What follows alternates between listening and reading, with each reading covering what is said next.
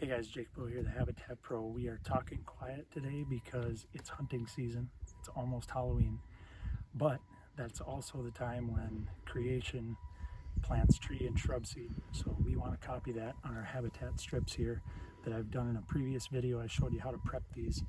And what we're going to do is scatter the big seeds, ash, acorns, wild plum. We're going to scatter those first, and then we're going to scatter some of our fruit seeds. I'll show you all the mixes and how big they are later on in the video. We're going to till over those, then we're going to spread our switchgrass, we're going to spread our elderberry, which are really tiny seeds, and then we'll pack it and be done and get out of here. We're doing this on a dry, windy day, late morning, and just trying to get the heck out of here as quickly as we can. Okay, here's my ash mix.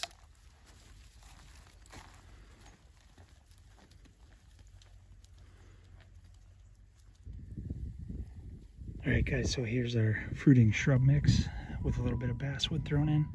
And what you'll see Zeke do here is we're going to go along our tilled paths that we hit at the beginning of summer. And he's just going to throw it ahead. And this is what you would do if you were doing these habitat strips like this. You're just looking to get a decent amount of variety in them. And then we'll come back over the top with switchgrass after we till this stuff in. Now I have my skid plates on the tiller set at 2 inches. And then I've also got the stop bar on the 3-point drop lever set so that it's not going to do much more than scuff the surface. And you can see that's why this cold season grass has decided to come back. So we're going to till this under today. We're going to put our switch on top. We're going to put our tiny seeds on top. That's switchgrass, birch, and some elderberry. That's going to go on top, and then we'll get packed and let winter do its thing. And then when this cool season grass comes up again in the spring, depending on what's also coming with it, we'll either hit Roundup or we'll hit clethodim with MSO on it and knock the grass back and let our diversity come. And then the switchgrass, of course, will come in the middle of summer. All right, so there's the process with the big seed. All we did with the wild plum and the acorns was we figured out our distance.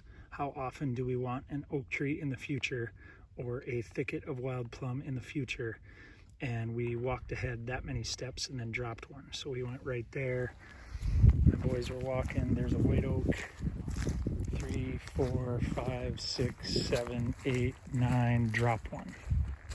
4, 5, 6, 7, 8, 9, drop one. 1, 2, 3, 4, 5, 6, 7, 8, 9, drop one.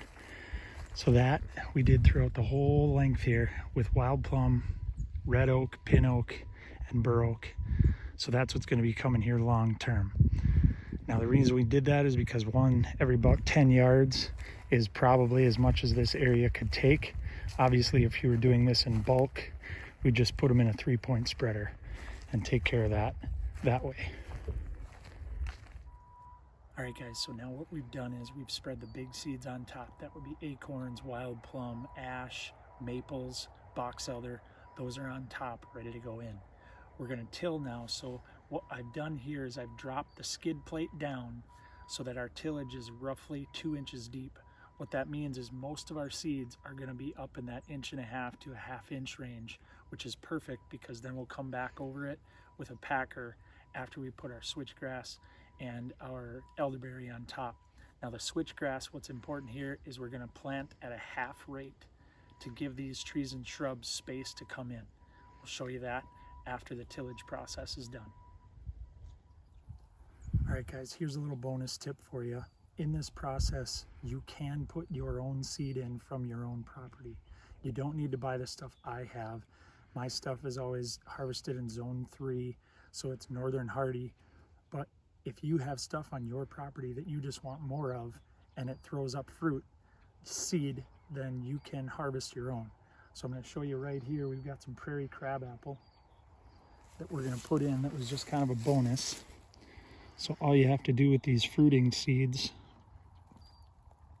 is squish the fruit and find that seed. And that's it right there. Oh, this one might have more than one in it. prairie crabs. I have no idea how many they have, but I got 3 of them right there. So you can get more of what you like from your own property tilled into these areas as well.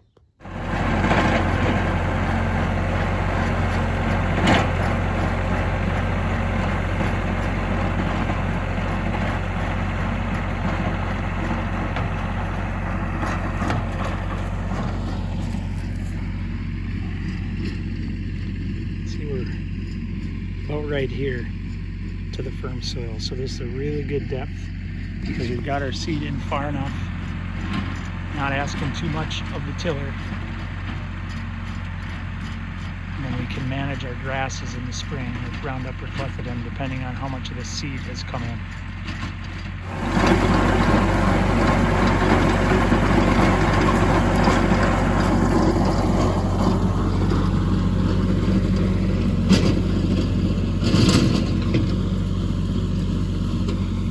Not very deep. Probably about 1.5 inches there.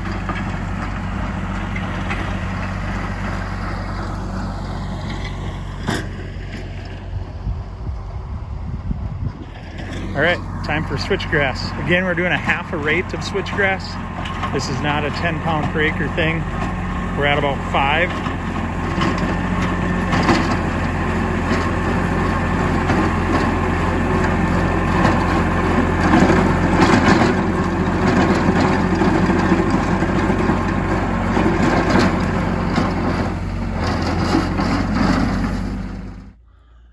All right guys, so now the last thing we're doing, this is our big rock switchgrass and Tecumseh switchgrass blended in a 50-50 ratio that we're going to do at 5 pounds per acre.